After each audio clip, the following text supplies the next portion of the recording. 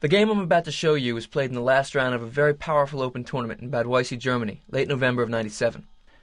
My score was 6-2 going in, and my opponent was a strong Czechoslovakian grandmaster named Pavel Blatny. There were about 30 grandmasters in the tournament, and a win would mean a tie for second or third place, so this was the money round. Now, while the study of chess can be a pure, introspective process, the unpredictable nature of competition can often spiral the game away from the poetic and into the brutality of a street fight. A large aim of practical chess study is to develop the intuition so that you'll be completely prepared for carnal war. I study variations in complex positions not to remember them specifically, but to gain the feeling that I have after the study. Then the moves fall away, and all that is left is a peaceful nothingness, which I think is the core of intuitive growth. It is beautiful and essential to swim in the abstract beauty of chess ideology, but we must not lose touch with the dog-eat-dog reality that defines competition. The conditions are always less than perfect. Distractions and ways to be thrown off are countless. In the moments when the chess struggle descends to the level of a desperate animal fight for survival, we have to be resilient and prepared for any crazy twist of events. This game began with a hitch. It was the ninth and final day of a grueling event. The first 8 games had all started at 3 o'clock, so I developed a pre-game routine. I would wake up in the morning, go outside, and breathe the mountain air while walking over to eat breakfast next door. I would sit, sipping coffee, reading War and Peace for a while, then would head back and prepare for my game because the pairings would already be posted. Then my best friend Maurice Ashley and I would take off and throw around the football for a while. We would grab lunch, I would go back to my room, shower, meditate, and off to battle. A pretty peaceful rhythm. This morning, on the other hand, I was sleeping around 9:30 and there was a pounding on my door. I wandered out of bed, opened the door, and there was Maurice, wide-eyed, saying, "Josh, man, the game starts in half an hour." The last round was at a different time than all the rest. We hadn't realized, and he had somehow woken up with a sense of it. So I got up, walked over to the breakfast spot, felt like Jack Kerouac up digging those gorgeous mountains. I got to the playing hall a few minutes late, my clock was started, the e-pawn came out, bring it on. My opponent responded with e5, which is the most solid system in his repertoire, as I've seen him play for many years. I played knight f3, knight c6. In this position I have 2 main openings that I play. Bishop c4, the Italian, is what I've been playing for the longest, and it's a positional opening which is very solid, very good, and if you have a strong positional understanding, you can play this position quite well. I have a lot of confidence in it. In this particular game, I decided to play a different system because I wanted the game to be unbalanced and atypical. I played knight c3. He played knight f6, g3. So this opening is something which is relatively new in terms of being popular in Grandmaster chess. The idea is my development will involve playing bishop g2, castle and kingside, and depending on how he plays, either trying to control the open files in the center or beginning a kingside attack with knight h4 and f4. So I'm going to have a very interesting scheme of development, and based upon his plan, I will develop some kind of initiative. After g3, he played bishop c5. I played bishop g2, d6, d3. So already, in fact, I have a threat. If you take a moment and try to figure out what my next move will be, you'll see what Black's response should be. Typical of double king pawn openings, in this position my idea is to play knight a4. The point being, his dark square bishop is suddenly trapped by my knight. I'm going to win a knight for bishop one way. If he plays bishop b6, I'll take it. And if bishop b4 check, c3, bishop a5, after bishop a5, b4 chases the bishop back to b6, where I can take it with my knight whenever I want to. The reason that the bishop on c5 is such a valuable piece for Black is twofold. For one thing, this position right now is a closed center.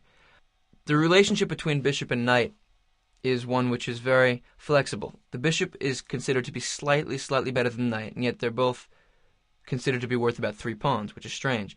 In fact, in an open game, the bishop is slightly more powerful than a knight, but in a closed game, the knight can often be slightly better than the bishop.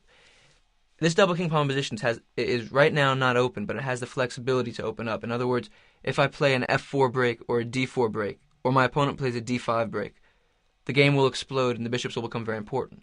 Also, odds are I'm going to castle kingside. With his dark square bishop on c5, the plan of my playing f2 to f4 opens up my king. If his dark square bishop is gone, then I can play the move like f4 without conceding anything, without conceding any safety of my king. This is a very important piece for him. So after I played d3, he defended against the threat by playing a6. We can see already that the thought process of both of us in this game is based upon what is my opponent's threat.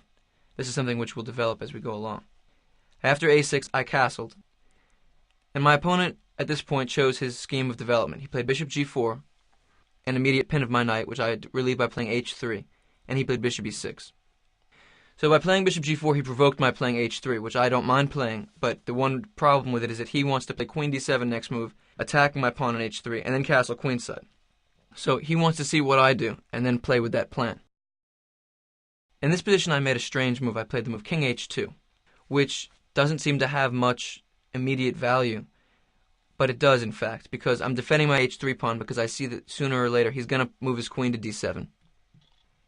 And also, I'm getting off the diagonal of the a7 to g1 dark squared bishop. So when I play f2 to f4, I won't have to worry about that pin.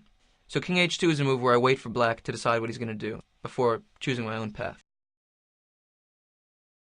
After king h2, he played the move h6, which is the correct decision. The point being, his most natural move is to play queen d7. But after queen d7, I will play knight g5, and his bishop will suddenly have been trapped on e6, and once again we see the small gain of knight for bishop. After I win his bishop from my knight, I will be able to open up the game with a move like f2 to f4 with a very clear conscience because I'll have the two-bishop advantage in the open game. So he plays h6 to stop that. And here I played bishop e3. Now, the order of my moves in this opening, my last two moves, was very tricky. In fact, I could have played bishop e3 before king h2. And here black is tempted into a very specific central action. And he, in my opinion, played an incorrect decision here. He played bishop takes e3. I believe that the best decision for black would have been to play queen d7, allowing me to have this option of bishop takes c5, d takes c5. Take a moment and look at this position. At first it might seem like white has gained something and that he's doubled the black pawns, but my opinion about this position is that it's perfectly fine for black. It's true that he has a slight weakness in the center, but the c5 pawn can be defended whenever it wants by playing b6. And now the difference in the centers is that black has a mobile center and white's center is very static. Black will probably castle queenside, have the d-file, and he has the flexibility to play c5 to c4 whenever he wants. So my center can potentially come under attack while his is much more flexible. He has a slight weakness, but for that weakness he has a dynamic to his play. My opponent, instead of playing queen d7, played a very specific idea of bishop takes e3, f takes e3, d5. Now I've learned through playing the Italian, the opening I described with my bishop on c4 in the double king pawn positions. My feeling was that in this moment d5 was an incorrect move. Now the only question is to figure out how. My opponent was also playing very quickly. He's a very fast player, which brings up an interesting psychological question of how to deal with a very fast opponent.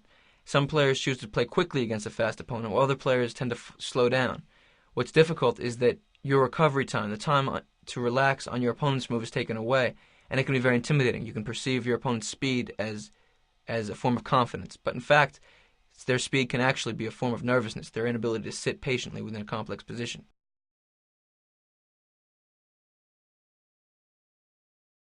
After my opponent played d5, there were two options that I immediately saw. One was to play a very tactical, concrete, specific variation. E takes d5, knight takes d5, and then a long variation which I will describe. The other was to play the move knight h4, which in fact is the decision that I made. After this move I saw my position would be slightly better. After e takes d5 I saw a long variation which was trying to win immediately. Let me show you the variation that I analyzed. After e takes d5, knight takes d5. Knight takes d5, bishop takes d5. I was looking at the variation knight takes e5. Here, black's most obvious move is knight takes e5, and I was looking at the position after queen h5. This looks very tempting. I'm attacking the knight on e5, and if the knight moves away anywhere, I will be attacking the bishop on d5 twice. If he plays bishop takes g2, I play queen takes e5 check, followed by taking back the bishop on g2, and my position will be very good. I'll be up a pawn, and in fact winning. It's very hard to defend the knight on e5, because if he plays the move f7 to f6, we see immediately, of course, this is illegal. My queen on h5 would take the king on e8. The only way to defend the knight on e5 would be to play queen d6, after which I was intending the move rook f5, piling up the attack. But then after all this, what I saw is that this is impossible. because black can simply castle. And after I play rook takes e5, he has the move bishop takes g2, king takes g2. And after the end of this very long variation, he has the quiet g6, attacking my queen. My queen can't move anywhere to defend my rook, and I lose a rook. So this very long variation, which I just described, came out of a lot of chess study, a lot of analysis, a lot of mathematical work. In fact, my intuition told me very quickly that I shouldn't have done this. And in fact, black had another strong idea against this. If we look back at the variation after e takes d5, knight takes d5, knight takes d5, bishop takes d5, knight takes e5, he had another move, bishop takes g2, which his idea is if I play king takes g2, then after knight takes e5, I'm down a piece. So what I had looked at is knight takes f7 here. But here my opponent would have had the move queen d7, getting out of the knight's attack and threatening queen takes h3 check. My only reasonable move, as you can see, is king takes g2. And then he has the simple idea of castling kingside. And suddenly my knight is trapped on f7. What I've just shown you are two variations which refuted very long tactical lines which I could have considered. The second one I, in fact, didn't see. The first one I did see. But the point is that I should have felt, before going into these variations, that it was wrong to be so tactical, because the position didn't call for it yet. And there's a very, very specific danger in calculating very long variations. And when you're playing a chess game, if you start calculating long variations, you have to check them carefully, because it's very easy to have a flaw in your analysis. And the theme of each of the two moves that ended the variations, and this one you've just seen, castling kingside, and the one earlier, g7 to g6, attacking my queen on h5, it's the hardest kind of move to see, the quiet move after a long, complicated variation. So remember, when you're looking at long lines, look for the quiet move in the middle of them or at the end of them. You might see something very unexpected. So I decided to play knight h4, and I calculated the variation which he played, d4. We can see quickly that if he plays d takes e4, after knight takes e4, knight takes e4, bishop takes e4, white has a very strong position because my light-squared bishop is centrally placed and I can move off to the queen side or the king side at will. I have open lines and white is much better. Also notice that my knight on h4 is crashing in on the f5 square whenever it wants to. My opponent couldn't open up my g2 bishop. One of the aspects of this opening which is very important is that I'm fiend shadowing my bishop into the blockade of my own e4 pawn. But in all of the central breaks which happen either through black playing d5 or f5, that e4 pawn will disappear. So potentially my bishop is very strong while immediately it's a little bit restricted. And here we moved into a position which we both evaluated very differently. After d4, I played e takes d4, knight takes d4, knight f5.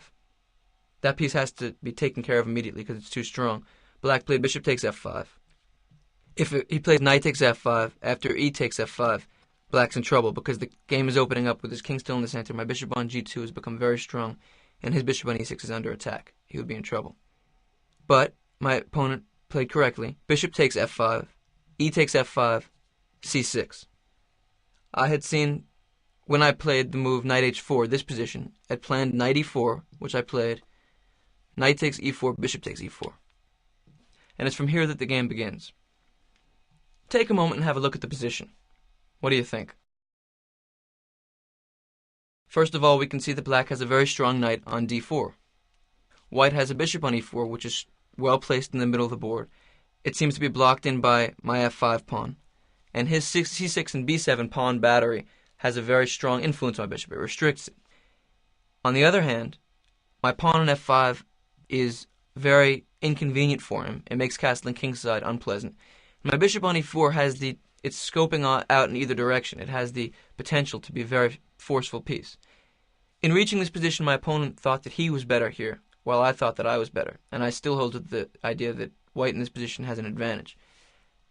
But now, I want you to, in the course of this game, try to gain a feeling for the thought process that was involved in both of our play. Take a moment and think about what white's threat is. What is his strongest piece on the board? The knight on d4. Now, a difference which you have to notice between his knight on d4 and my bishop on e4 is that his knight on d4 can be attacked. The move c3 kicks it out. My bishop on e4 can never be attacked, unless his knight moves away from the d4 square to the more passive d6 square, in which case I can retreat to g2 and have a lot of flexibility from there.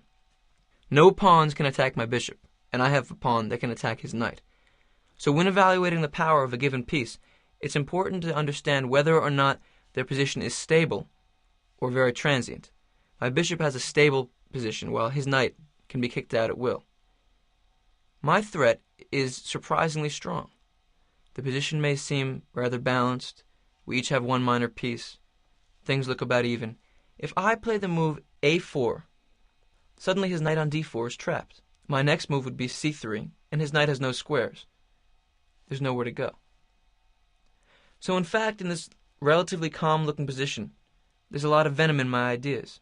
a4, a quiet-looking simple move, would trap his knight on d4. My opponent saw that and played knight b5. From this moment, I began to attack. The thought process behind my attack was very different from how you might normally consider an attacking player's frame of mind. When you think of the word attack, how do you feel? In your vision of a chess attack, does it seem like a rush forward? The attack against a king is almost defined, I think, in most people's mind, by a rush at the king, by pieces storming in on him, by him being alone in the air flowing at him, knights, bishops, queens, rooks, crashing in on a guy. What I'm going to show you is from this moment on in the game, I attacked his king not so much by going forward, but by not letting him get away. What is my opponent's idea? In fact, by playing knight b5, he was avoiding a very strong idea of mine, the trapping of the knight into this in the center. And he's created a very powerful blockading strategy. His next move is going to be queen f6, blockading my f5 pawn. The following move will be knight d6. Suddenly the whole position has transformed. My bishop on e4 is completely blockaded. My pawn on f5 has no mobility. His knight on d6 is attacking my bishop and take it whenever he wants.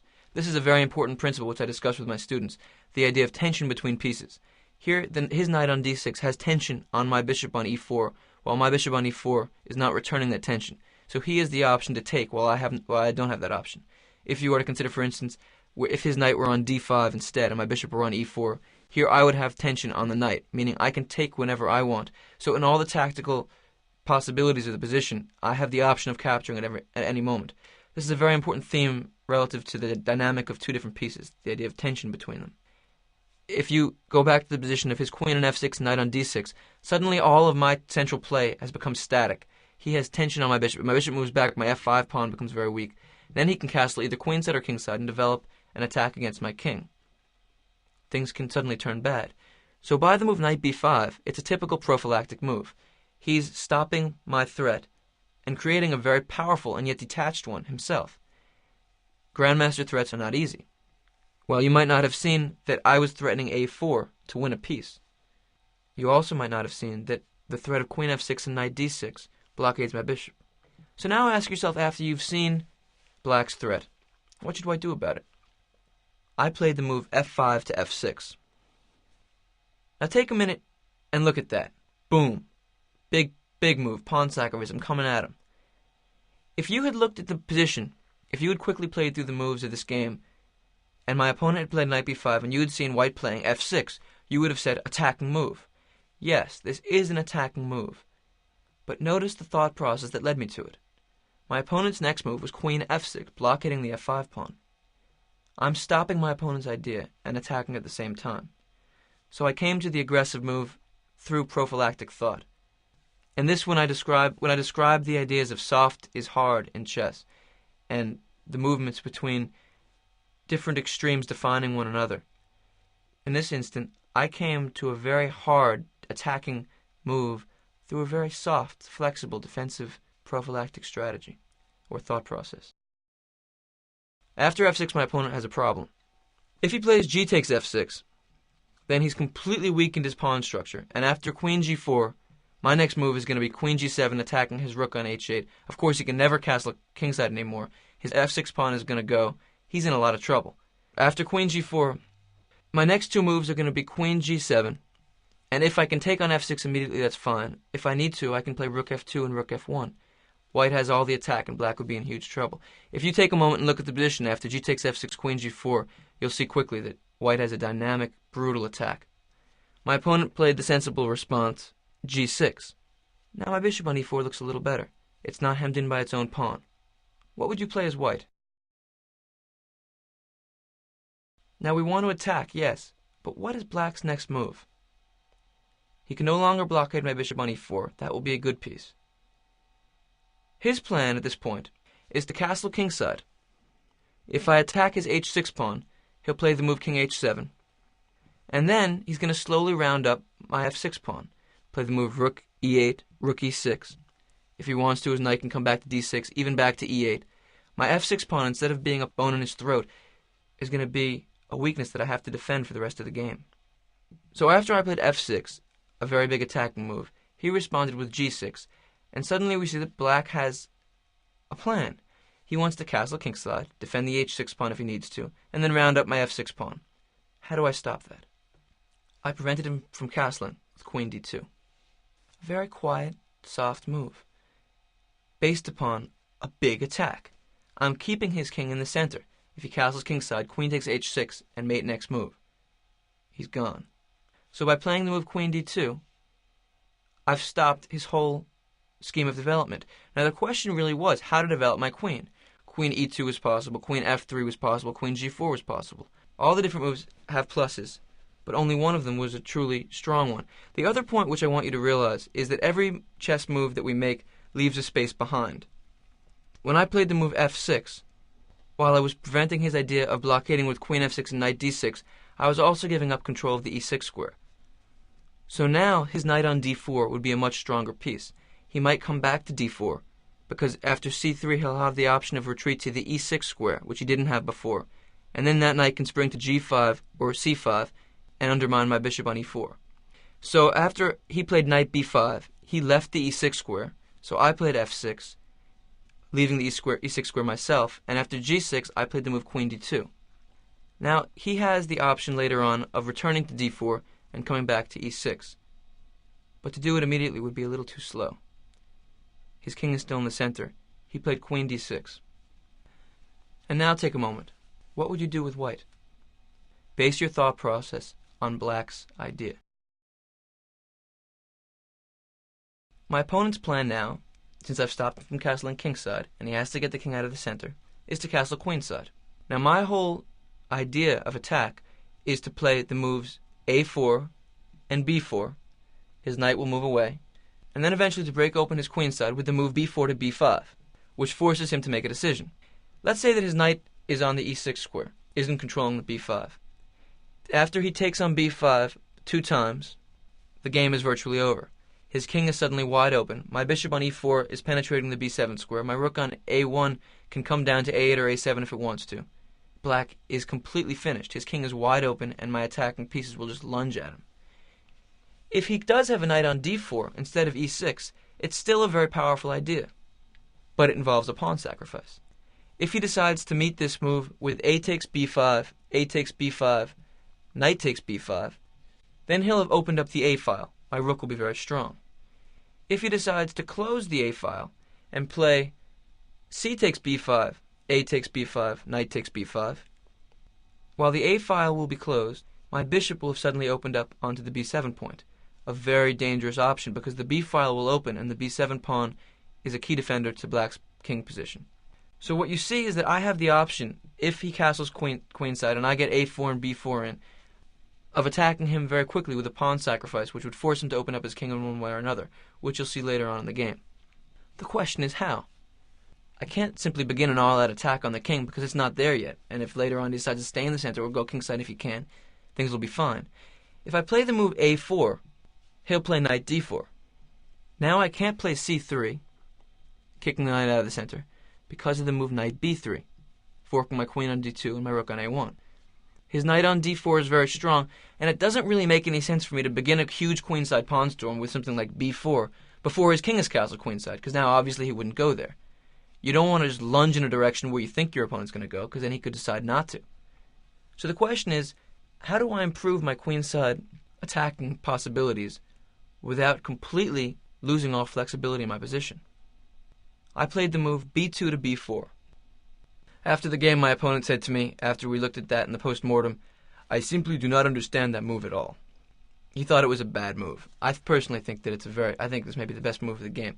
It's a very strange move to play because it's expanding on the queenside, attacking absolutely nothing. Simply because I know that when he castles queenside, I'm going to increase my attacking time. After a4, my pawn will already be on b4. This move makes it much harder for him to expand. He played the move queen d6 to d4.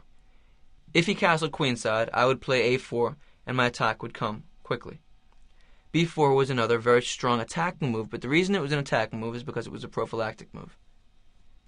It was stopping black from going where he wanted to go, keeping the king in the center.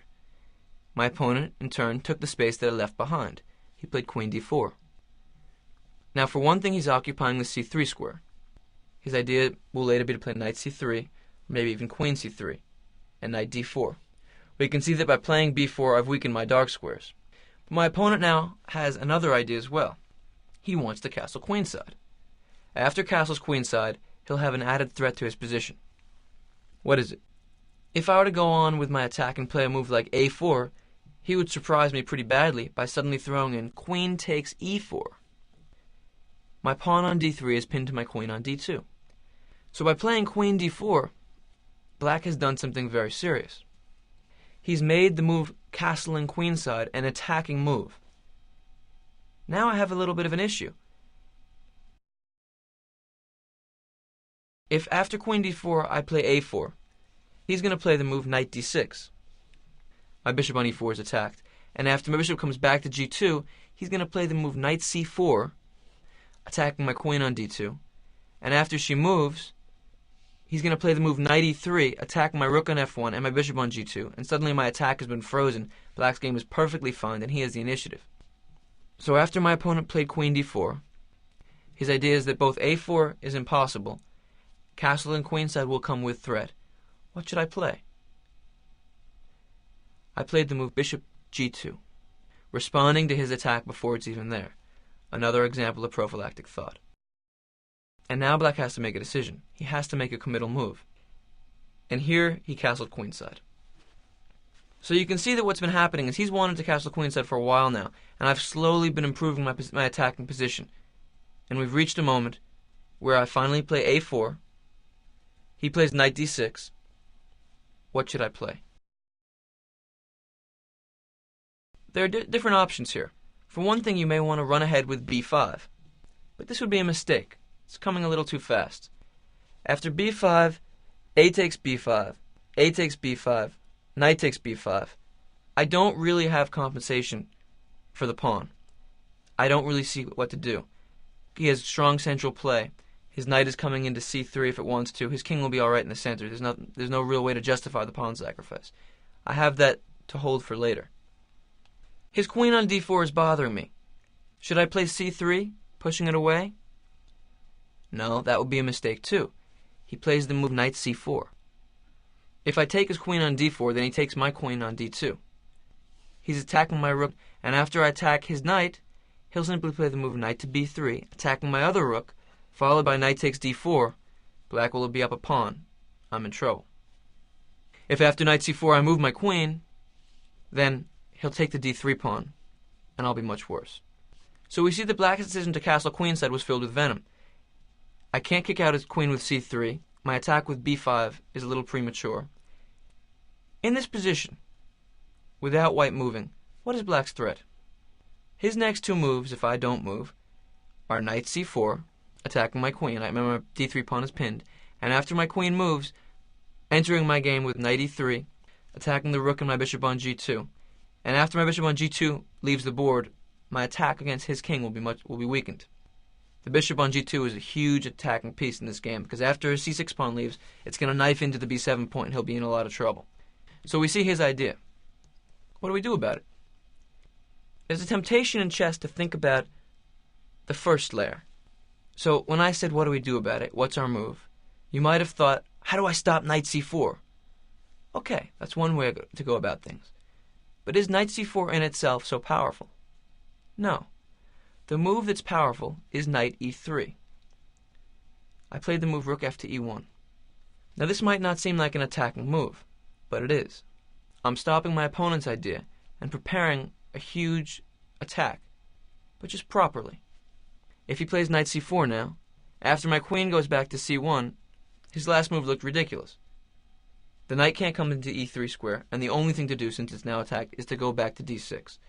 So rook fe1 made his idea silly, and it completely stopped the natural progression of his development. The way that black would like to continue with his game would be to play the move rook h to e8. But now he can't do that because the h6 pawn will be under attack from my queen on d2. At this point, what I've done, first of all, I drew black into castle and queenside. And then what I did just now is I drew black because it was the only option he had into breaking open the center by playing e5 to e4. It looks like a strong move. My opponent played it confidently and quickly. He's planning on taking on d3. There's a principle that the best way to respond to flank attack, which is what I'm developing with b4, with my b4 to b5 break, is to respond with a central break. My opponent did that himself. But I had seen that with my rook on e1, when he plays e4, now the move b4 to b5 would be strong. Why? What's the difference? For one thing, his pawn on e4 is weak. Another thing is that my rook on e1 is suddenly going to be on an open file, penetrating down to the e7 square. If you look at this position now, you'll see that it's exploding. Suddenly the position is filled with craziness. My moves have been quiet, slow, stopping my opponent's ideas, but in fact they've all been based upon a very harsh attacking scheme. I'm going after his king. I stopped him from running away. He opened up the center because he had no choice. I forced him into the pretense of aggression. And now b5. Imagine you're in black's position right now. What would you do? Let me begin by saying that the idea of flinging out a move like knight c4 is completely useless because it just attacks my queen, and after my queen moves, you're going to have too many other issues to worry about. Say the move queen to b4. Black's in big trouble. There are really two ways to handle the situation. Black can play a takes b5, a takes b5, knight takes b5, which concedes the open a file. Or he can play c takes b5, a takes b5, knight takes b5, which keeps the a file closed and opens up my bishop on g2 to the b7 square. Which one would you be more tempted to play? Notice also that if he were to forget about all the queenside play and play e takes d3 in the center, after b takes c6 or b takes a6, black would be in huge trouble. His whole king side is opening up. My rooks will penetrate along the open files, and black is going to be in huge difficulty very soon. He needs to immediately deal with my b5 pawn. Which decision would you make? Most people would tend to want to keep my rook on a1 and play c takes b5, a b5, knight takes b5, and this in fact is what my opponent did. I felt that the other decision was correct, which is strange. My bishop on g2 is the most important piece in the game. Now this might seem like a completely bizarre statement about a piece which is sitting next to my king, far away from my opponent's king, blocked in by a pawn that looks active on e4. But I saw that maybe the most important part of black's defensive game was these b7 and c6 pawns, which completely cut off the mobility of my g2 bishop. After c takes b5, a b5, knight takes b5, which he did, my bishop on g2 has a target, the b7 point. It's suddenly become a very active piece. If he had instead played a takes b5, a takes b5, knight takes b5, I would have played the move queen f4. Now this might seem strange at first. You'd want to play rook a8 check. Boom, we have a check, let's do it. But in fact, moves like that are often better kept as potential as opposed to converted into immediate energy. If rook a8, after my opponent responds with king d7, my rook has to immediately be traded. Rook takes d8, rook takes d8. I've lost a very important attacking piece, and his king is actually pretty safe. It can come back to c8 if it wants to, and it's hard to attack it on d7. After the move queen f4, though, rook a8 check will be much more interesting. Plus, if he plays the tempting e takes d3, we see that I have forced mate. Rook a8 check, king d7, rook e7 mate. So by playing one patient move, what I've done is I've said, you have no way to improve your position, and I'm going to develop the attack. After queen f4, my opponent pretty much has to stop rook a8 check. He plays knight c7. And then I would respond with bishop takes e4. And we have a normal chess position in which white has a big advantage. My bishop on e4 is very strong. I have an attack against his king, which is opened up. I'm going to put rooks on b1 and a1, pile up on the b7 pawn. He's in trouble, but the position is playable. I think this was slightly better because my attack doesn't come immediately. On the 24th move, my opponent chose to play cb5, and after ab5, knight b5. A decision which most people would probably make. What should I do? Now, I've just sacrificed a pawn. We might want to take it back with bishop takes e4. Be careful, don't take it back with the rook on e4. Queen takes a1 would make us look kind of bad. Your reaction to this kind of position could easily be emotional. You could feel the need to run forward. You could feel the need to play mechanically, automatically, without thinking about your opponent's ideas. But when you play against strong players, they're constantly responding to your ideas and creating their own at the same time. Here my opponent has a very specific defensive plan.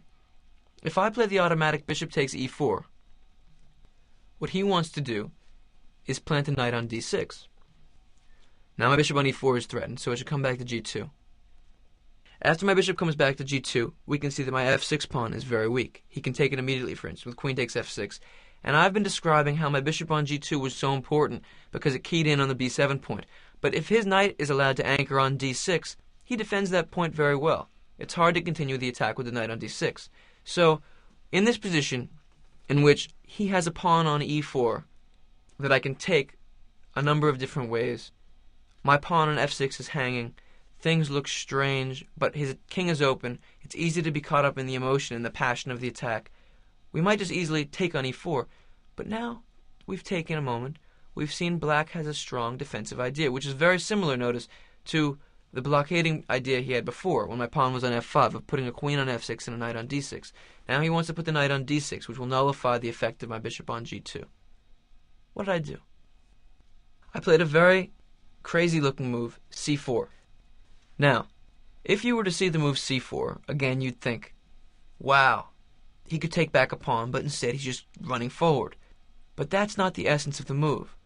The reason that it's correct to play such a move is because I'm stopping his knight from anchoring on d6. First thing we should note, of course, is that queen takes c4, trying to use the d3 pawn's pin, would lose after rook e to c1. I win a queen because it's pinned to his king. That tactic wouldn't work for black. He has to move his knight. If he tries to put the knight on d6, I still wouldn't take back the pawn, but would play c5. My pawn is moved from c2 to c4 to c5. His knight on d6 is attacked. It has to come back to b5. I should note that if he chooses to come to c4 now, it's still not a problem. After queen a2, his knight is attacked. He'll play queen takes d3, and after I play the move c6, his entire queen side has fallen apart.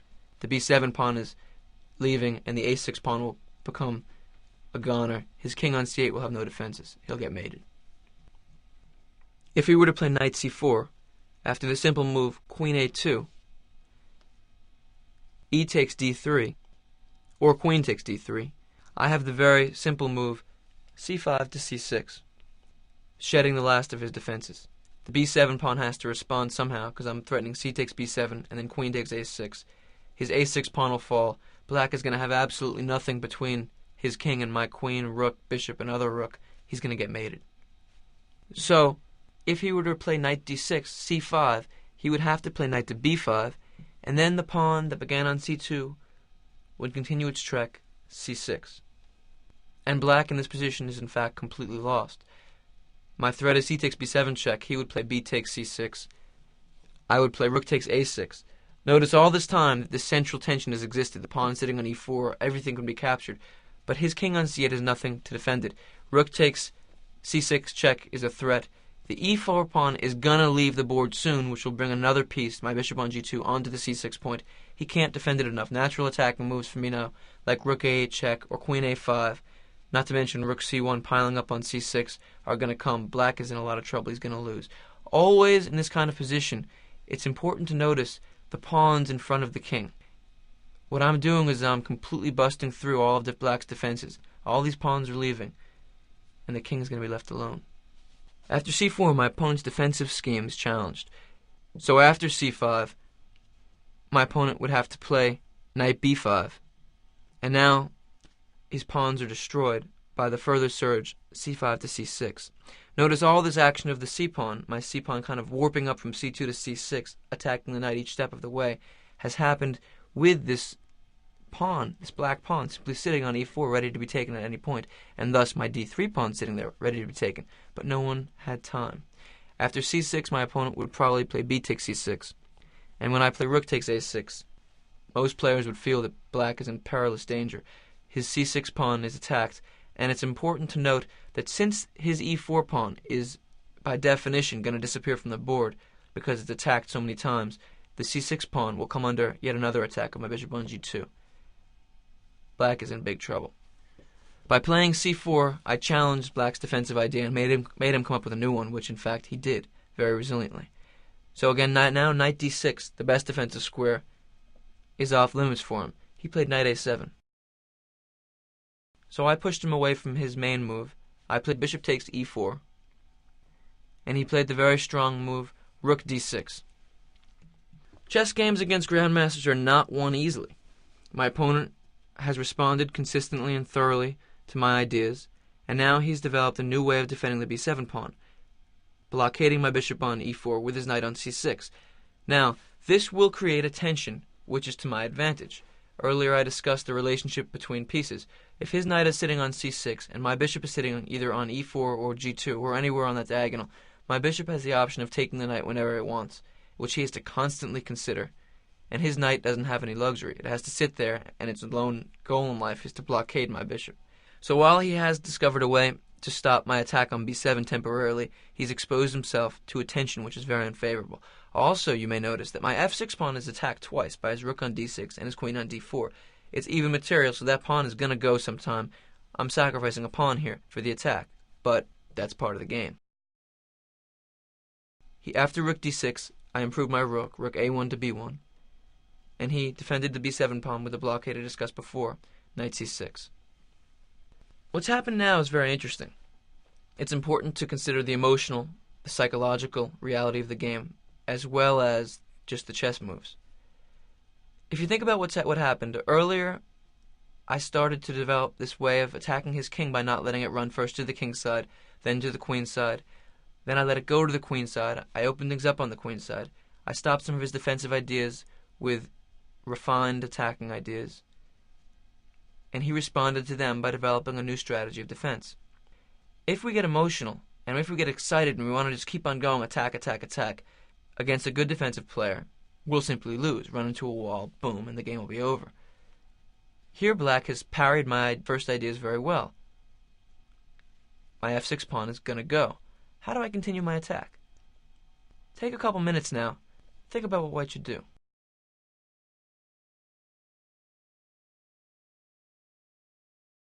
What black has done is he's first of all taken away the key b4 square from my queen. I'd like to play queen b4 and attack the b7 pawn. Also, the b2 square, queen b2 is impossible because his queen defends that square. Obviously, I don't want to be trading off pieces now when I'm attacking. My f6 pawn is being taken soon. What would you do? Maybe your immediate option is to play bishop takes c6. Try to juice up black's defenses. Try to loosen him up a little bit. That would be a big mistake. First of all, in the abstract, when you have a tension in the game where you have the ability to take one of your opponent's pieces whenever you want, and your opponent has no such ability to control the situation, you don't want to do it right away. If I had played bishop takes c6, after rook takes c6, the tempting idea of rook to e7, for instance, could be met by my opponents playing rook c7, stopping the attack. And now I've lost a valuable attacking piece, which can be given up whenever it wants to be given up, and black's defenses are fairly resilient. It's also important to notice that my bishop on e4, while a big attacking piece, is a huge defensive piece. If you envision it sitting back on g2, my king looks very safe. If you take my light-squared bishop off the board, you see that if my queen leaves the d2 square, suddenly queen f2 check is a very violent move. My king is completely exposed. So the bishop on e4 has both defensive and aggressive intentions, and this entire game is of the theme of attacking through less than direct means. My bishop on e4 is very flexible. I played the move queen d1. Remember earlier I played the move queen d1 to d2, stopping him from going kingside. Now I played the move queen d2 to d1. In this attacking game, my queen has moved twice, one square each time. Why did I do that? It's a very flexible move. For one thing, my queen is knifing out to the b3 square, which would attack b7, which will be tough to defend. Also, the option of queen g4 check is very important. Both these ideas are very important from a strictly attacking point of view, but there's another truth behind the position. Black was threatening to play rook takes f6. If you imagine that it were black's move, after rook takes f6, first of all I've lost a pawn, and second of all he has a threat, rook f2 check, winning my queen on d2. This would be very tough to handle. I will have lost a pawn, while my position would still be okay, because of an attack. I'm letting him take material with tempo, with time, gaining time and material at the same time. I don't want to give him that option. He also has the possibility of playing queen on d4 takes f6, but that's a much more awkward move. First of all, his queen on d4 is a well-centralized piece, and second of all, it doesn't come with tempo, it doesn't threaten anything, and it moves the queen further away from the defense of his own king. So the real question is how to stop black's move rook takes f6. Queen d1 does that. If he were to play rook takes f6, I would play queen g4 check.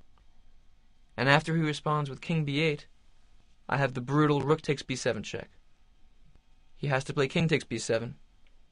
And after bishop takes c6 check, I've opened up a discovery between my queen on g4 and his queen on d4.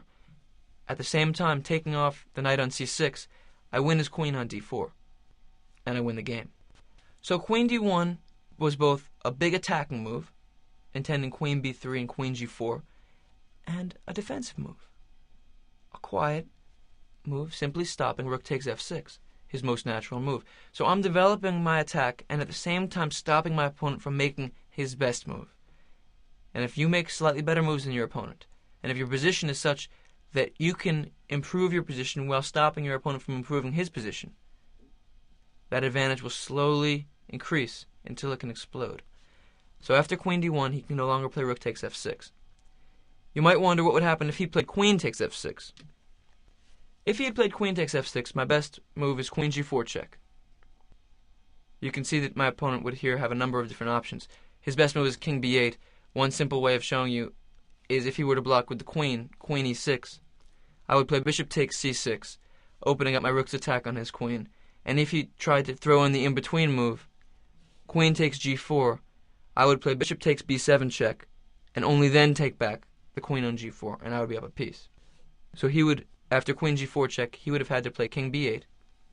Then I would have played a quiet move, rook f1, slowly improving my rook's placement and stopping him from playing queen f2, another attacking move based upon slow, slow, slow. Rook f1, he would have to play queen e7, because queen e6, after the queen trade, would give up control of the f7 point. After queen e7, I would continue the attack. His knight on c6 is defended by his rook on d6, no problem. c5, challenging that rook. My opponent would have to play rook e6. This variation is pretty much forced, and here I have two options. One is to play queen f4 check, followed by, after the king moves, queen takes f7. Notice, if he were to blockade that check with the knight, rook takes b7 would be possible, taking the space my opponent left behind. But other than queen f4 check, I have an interesting move, bishop e4 to d5, challenging the rook on e6 once again. After he plays rook e2 check, I'm allowing my opponent a check. I would play king h1, and now I have a double threat. The knight on c6 is attacked, and the pawn on f7 is attacked. My opponent's best move is to defend the knight on c6 with rook c8, and now in this position, the simple queen f4 check, king a8, queen takes f7 would lead to a completely dominant position in which both my rooks after the queen trade are going to be honing on the b7 point. His knight on c6 is passive, my bishop on d5 is active, all of his pawns are weak, all of my pawns are fine. Black is going to lose this game. This was just an example of a forced variation which I could have played if he had decided to take on f6 with the queen. So you can see that after queen d1, rook takes f6 is impossible, and queen takes f6 would still be very, very strong for white. So my opponent has the option of taking the pawn, but it's good for me. His best move, I think, would have been queen f2 check, and only after bishop to g2 to play queen takes f6. Force my bishop out of the center, followed by taking the pawn. And here I believe my best way would have been rook f1, once again attacking the queen and aiming at the f7 point. After queen e7, a similar move to what I played before, c5.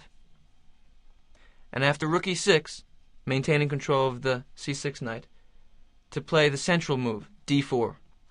I'm down a pawn, but my pawns in the center are brutal. My opponent would play rook e2.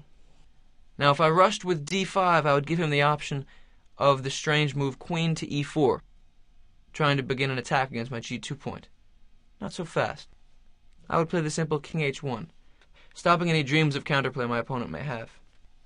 After king h1, he would have to respond to the threat of d5 with knight d8, after which I could simply continue with either d4 to d5, continuing the central stampede. Notice he still can't play queen takes c5 because of rook c1, winning the queen. Or I could play queen b3, developing the attack this way.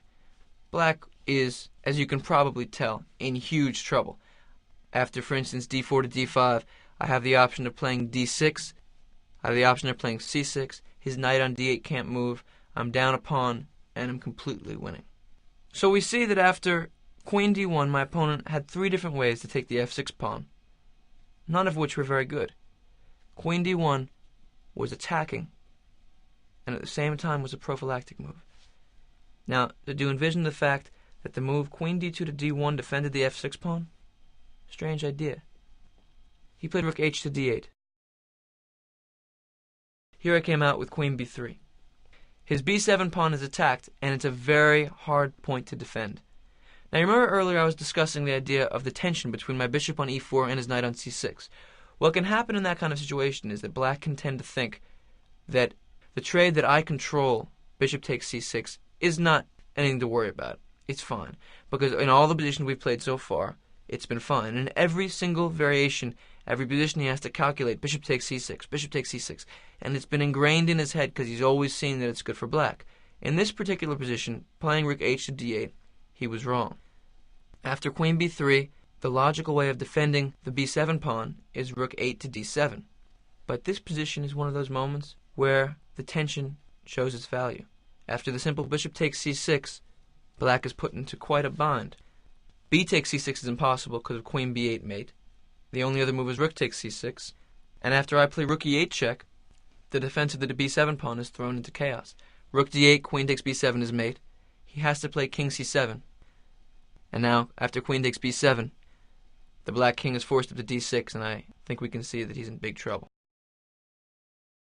So after the simple move queen b3, he can't defend with rook 8 to d7. He also can't defend with rook 6 to d7, because after bishop takes c6, his only option would be to take with the b pawn, and then queen b8 would be mate. The only way for black to defend is by retreating the queen from d4 to a7. I'd like you to take a moment, though, just to understand how difficult it is to calculate always bishop takes knight, bishop takes knight, bishop takes knight. To have it constantly on your consciousness in looking at every position that white has the option of taking the knight. It becomes increasingly difficult to remember, to keep in your thought pattern, to remember, and then one time it works. My opponent played queen a7, and here I think that I made the one mistake of the game on my part. In this position, after queen a7, I saw that my position was huge, that his defenses were running out. I had been sacrificing material throughout the game. If you recall, I had pawns hanging almost all the time, and the potential to sacrifice pawns non-stop. My f6 pawn is still sitting there, but has been a goner for the whole time. He's had the option of taking it consistently. And I simply maintained that vision of the position. I played the move c4 to c5, a very tempting move which locks his queen in on a7, attacks his rook on d6, and forces it to take my pawn on f6. It's a very romantic decision. I haven't been playing materialistically at all throughout the whole game, and after c5 my position is still much, much better. But this was unnecessary. I should have played the simple move queen b2. Defend my f6 pawn. Why not? It's a beautiful piece. It's sitting there, way up the board. Pinning the pawn on f7 down is a permanent weakness. Why would I just give up the pawn? After the simple queen b2, my next move would be c5, locking his queen in, and I would get to do everything the same except to have the bonus of a pawn on f6. So, in this position, I got a little carried away by the idealism, the romanticism of sacrificing material, and I played c5. My opponent played rook takes f6. How do we continue the attack? What is my opponent's next move? What is an active option my opponent may have? Rook f2 check. My king on h2 is open. My rook on e1 is a little bit passive. What should I do? Simple move, bishop g2. By stopping his only active option before he played it, before he could even think about playing it, I frustrated Black's defenses even more. Now his rook on f6 is pinned down to the defense of the c6 knight. If he plays rook f2 now, king g1 would just kick it off the square. If you remember earlier, I played the move bishop e4 back to g2, stopping his idea. Then I came back to e4, taking a pawn. Now I simply return back to the g2 square, stopping Black's active options. In this position, I've challenged my opponent to find a move, and he couldn't figure out anything to do. He played the move a6 to a5. Now when you see a move like that, your first reaction may be, bad move, he has no idea. If you treat a grandmaster or a strong chess player without the respect to constantly look for what their idea is, you could lose a winning position in a heartbeat. My opponent's move has a very strong idea. I'm piling up on the b7 pawn. His knight on c6 can't move because of that. It would open up my bishop on g2. By playing a5, his idea is actually very nice. He wants to anchor the knight on the b4 square. If you imagine the move knight b4, suddenly my rook on b1 and my queen b3, which looked very powerful a moment ago, are blockaded by the knight. The knight can't be attacked by any of my pawns. My bishop on g2 attacking the b7 pawn is rather useless without anything else to back it up. It's a very strong defensive idea. But when he played a5, he created a defensive idea which he simply did not have time to fulfill. Now, in fact, his position is much, much worse. He doesn't have so many good things he can do. It was a good try. It's important to notice also, from what I'm about to show you, that my move bishop e4 back to g2 was a prophylactic move against a5 and knight b4. I didn't see that, but it was. And this relates to, in chess, there is, in many positions, this reality of the truth of the position. My move bishop e4 to g2 was the best move. I felt that. In my hands, I knew that bishop g2 was the correct decision, because he had the possibility of activating with rook f2. I needed to open up my rook on e1. It was the correct movement of the position. I felt that. I felt that that was the move that stuck to the flow of my attack. After bishop e4 to g2, when he played a5, how would you respond to Black's plan of locking my pieces outside of his position? I played the move queen c3, attacking his rook on f6. My idea is, after his rook moves, to put my rook on b6, inside of the b4 square. I didn't give him any chance to try to lock me outside. I just came in right away. After queen c3, my opponent played rook to f2. And my immediate option might be to play rook b6. Boom. Because I see that after rook b6, I'll be keeping his queen out, keeping everything away. But this move would probably be a little bit impatient. While it's the kind of move you want to play because it's sort of like a locking mechanism. When you play a move like rook b6, you see physically on the board his play is stopped. But his rook on f2 maintains a little bit of activity. I waited a moment, played king g1, forcing the rook on f2 to the side. So in this position, what I did is I saw that there were no tactics to explode immediately. I put the question to the rook. His rook had to retreat back to f5, and then I played rook b6. Now let's take a moment. Why did I say that bishop g2 was a prophylactic move against a5? Let's return to the position for a moment. If it hadn't been my move, and my opponent had played a5, and I had responded with queen c3, he could have played rook f2 with check. A small little detail, which is rather relevant. If I come back now with bishop g2, then it's his move, and he can play knight b4, locking my rook outside. I could play king g1, attacking the rook immediately, but then after he keeps the active rook, rook a2, my position is still very strong, but I've allowed him to activate a little bit, and my king on g1 is a little more open than I would like it to be. This position would still be very good for me, but it's best to stop as many of his resources as I can. So after he played a5, I played queen c3, attacking the rook, moving my queen away with tempo, preparing to lock myself inside of his position. He played rook f2, I played king g1, drove the rook back to f5, and then played rook b6. Now my position is winning. What does that mean? When you have a winning position, what does it mean? It does not mean that the game is over. When someone says my position is winning, it is the most dangerous moment in their psychology as a competitor. And in fact, during the game, I didn't say when I played rook b6 my position is winning, but I felt that the objective truth of the position now was that if I played correctly, there was no way for black to resist my attack any longer.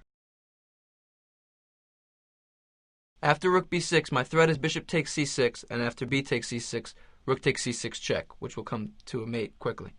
My opponent played queen b8, trying by any means to let the queen breathe. Now remember I just said my position was winning? Does that put in you the emotional need to just crash in and win immediately? Isn't the most natural move here bishop takes c6? The pawn on b7 can't recapture because the rook takes b8. Looks winning for me. If I were to play that move, I would lose. Queen takes g3 check.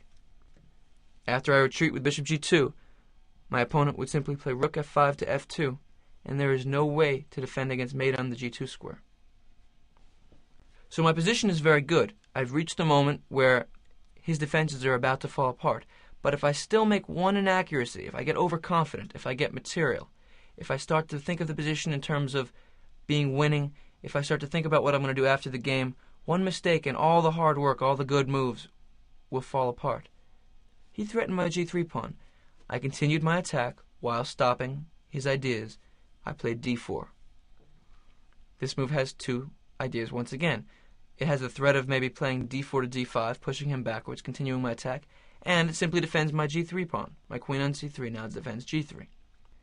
My opponent tried somehow to continue rook g5. At this point in the game, what he's doing is he's attacking anything he can because that's all he can do. This is like the black position is a time bomb. I played king h2, another patient move. See, these kinds of moves are very hard to play. Patient moves right before you win. The 2 or 3 slow moves you have to make just before it all ends. And now black has no way of holding on. My threat is bishop takes c6. His pawn on b7 is pinned. His only reasonable move is queen c7. After he played queen c7, what would you do? This is a very dangerous moment in competition. His little counterattack didn't work. Now we know it's time to end it all. How do we do it? Your first emotional reaction may be, come on, man, let's keep the attack going. d5. Let's roll the pawns at him. This would be a huge mistake. By playing d5, it's true I try to kick the knight out and then keep on pushing in the center. What I allow him to do is a very typical defensive idea of sacrificing an exchange to stop my attack. He would simply play rook g takes d5. And suddenly I would feel like a total idiot. After bishop takes d5, rook takes d5, the knight on c6, instead of being vulnerable, is a solid piece. He has 2 pawns. Yes, I can win a pawn probably later. But right now he has 2 pawns for the exchange. His knight on c6 is strong. By playing rook d8, his king on c8 will be strong. And my king on h2 is wide open. In this position, black has very good defensive chances. Very good counter chances. Here I'm on the edge, on the very brink of victory. Gotta make the right decision. I piled up on the point that he can no longer defend. Rook e to b1.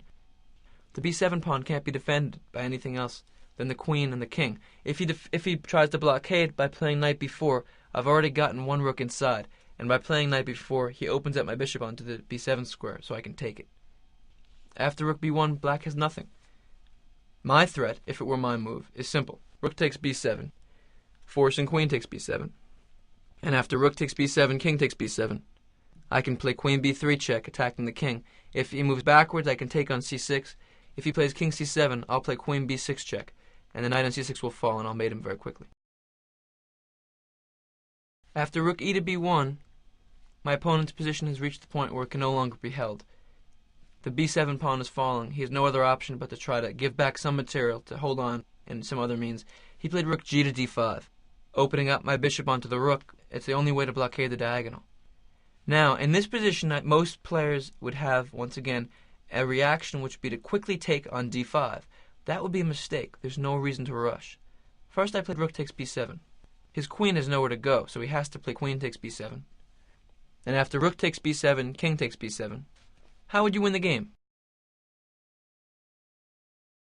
So right now you're sitting across from a grandmaster. You're in the last round of a strong open tournament. There's a whole crowd of people around. You've just passed the time control. You have an hour for your next 20 moves. What is your next move? One option might be to play bishop takes d5, take the rook. That's possible, but not correct. Another option may be to play queen b3 check, attacking both the rook on d5 and the king on b7. But both threats can be met by knight b4. The check is blocked and the knight defends the d5 square. After queen b3, check, knight b4, if I play bishop takes d5, he would respond with rook takes d5. The rook is defended by the knight, and suddenly my d4 pawn is a little bit weak. Black has ways to create counterplay. This position would be very hard to win. It's very dangerous in this kind of position to get overconfident. Let me show you one position, just so you understand how difficult it is to win such positions. Let's take off a lot of pieces. This position is a draw. I have a queen for a rook, but there's absolutely no way for me to get in. Fool around with this. He simply moves his king back and forth. If I ever break with g4, he trades. Then his rook can move back and forth between the h5 and the f5 squares. There's no way for white to win this position. The reason I show you this is because if we return to this position, we see that if I were to take on d5 and he were to respond with rook takes d5, while it looks winning before we know that, suddenly we realize that all black would have to do is trade off a knight and a pawn for 2 pawns, shuttle the king to the king side, and suddenly it's a draw. There's a fortress. So while my position is on the brink of being completely winning, while it's almost over, if I play a little impatiently, black can suddenly have good drawing chances. I played the move queen to c4. His rook on d5 is attacked. It can't move. If rook d7 or rook takes d4, I would play queen b5 check, followed by winning the knight on c6 quickly. My opponent played knight b4. His rook on d5 can still be taken. Not so fast. I played queen b5 check. Still patiently. My opponent played king c8. And only now that my queen is inside of his position did I play the simple move bishop takes d5. If he responds with knight takes d5, after I play c6, the b7 square is undefendable. He's going to get mated. His only move is rook takes d5. And after queen e8 check, his kingside pawns start to fall. Queen e8 check, king c7, queen takes f7 check, rook d7, queen takes g6, and here we see that the win is obvious. So I had the option of taking the rook immediately, but what I did, I played a few moves first to get the queen inside of his position, took some pawns, and now it's winning. After queen takes g6, he fought on with knight c6. Queen b6 check takes a5 was a threat. His only remaining weapon is the pawn on a5. If it gets up to the a2 square and he can get the rook behind it, he'll feel like maybe he can have some counterplay. I played queen takes h6. My opponent played rook takes d4. At this point, people can see that white is winning, but once again, you have to play correctly. I played queen g7 check. He came back with rook d7. And I played a move which stopped his idea. His next move, as you can see, would probably be to try to push the pawn, a5 to a4. I stopped it. Queen f6. Even now, when my position is completely winning, I'm up material, his king is wide open, my h-pawn is going to be going to the h8 square very soon, I still take into account my opponent's counter chances. If he plays a4 now, it makes with queen f4 check, takes a4. He just loses the pawn. He played rook d2 check, and I played king h1. Why? In the endgame, you want to centralize your king. That's a rule. The most natural move would be to play king g1. What is the logic behind king to h1? Let me first of all say that both moves would win. King g1 would win, and king h1 would win. What I'm doing by playing king h1 is limiting my opponent's counter chances the most I possibly can. The reason I didn't play king g1 is completely abstract. The point is that there is a drawing scheme in this kind of position which is very tricky. If you know it, it's very good. If you take away my white queen for a moment and you put his knight on d4, black has a forced draw. no matter what other material is on the board, by playing knight f3 check, king to f1. If king h1, then rook h2 is mate. King to f1, knight h2 check, king to e1, knight f3 check, king f1, knight h2 check. If I go to g1, knight f3 check again. There's no way for the king to get out of that little net. This little net between knight and rook can force a draw in a very savvy way. Watch out for that. So after rook d2 check, I played king h1 because I'd be one move further away from that netting idea that black may have. In fact, he couldn't achieve it here, but I limited his chances the most I could. My opponent played king b7. The reason being he has to get the king out of the checks because I'm threatening queen f4 check to pick off his rook on d2. I should note, if you were to try to annoy my king more by playing rook d1 check, I would simply play king g2, and after rook d2 check, after king f3, my king is going to come to the g4 square. If, for instance, knight d4, he has no more checks, my king is safe, and now I can continue the attack. The lone rook can't do anything to it, give my king problems. After king b7, I played queen f7 check, king c8. And now my pawn started to march up the board, h4. He played a4, and now I had something waiting for him, queen c4, getting rid of his last little warrior. a3, queen a6 check. You'll see there's no other way for him really to do anything useful. If he were to play rook d4 to defend the pawn, after queen a6 check, king c7, queen b6 check, king d7, queen b7 check, I win the knight on c6. King d7. My opponent's last little trick. He wanted me to play queen b7 check here. And after king d8, queen takes c6. I've won a knight. It's funny that this position is a little trickier than it should be. He can play the move a2. And it's hard to stop the square. In fact, this position is winning after I play queen a4. Black's threat was to play both a1 queen and, if possible, rook b2 to b1 check. I have a queen and two pawns up against a lone rook. This position would be winning, but if you look at it, you'll see it's a little more difficult than I wanted it to be. So I simply took the pawn on a3, giving him no chances. He played knight e5, and I continued to push forward with h5. At this point, I've seen that his attacking ideas are not working. He might, if he were to play the moves knight f3 and rook h2, that would be mate, but I see that he doesn't have time for it. It's also important to note that my queen, with his king on the open board, makes virtually all of his different moves impossible. For instance, if he plays the move knight to g4, queen a4 check picks off the knight, attacking the king on d7, the knight on g4. If his king is on a dark square, for instance, c7, queen a5 check immediately picks off the rook. Then, of course, we can take the next step to these tactics to give you an idea of how complex black's position is to play, how difficult. If I am to play queen a4 check, suddenly I'm throwing a rock into his game. King c7 is impossible because of queen a5 check. Similarly, king d8. He has to go to light square. I have more checks. So in this kind of position, black has to constantly take into consideration all of his pieces not hanging. He couldn't do anything active with his knight because he would lose a piece. He played king e6. Now his idea is to bring his king up as close as he can to my king and try to create a mating net with rook, knight, and king. I just saw he couldn't do it. After king e6, I played h6, came up one more square. He played rook d1 check, king g2, rook d2 check, king h3, and he played king f5.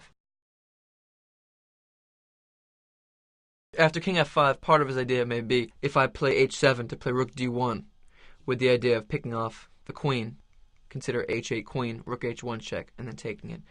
I just made things simple by playing queen e3, a move which stops all of his ideas. For one thing, I'm attacking his rook. He has to respond to that threat.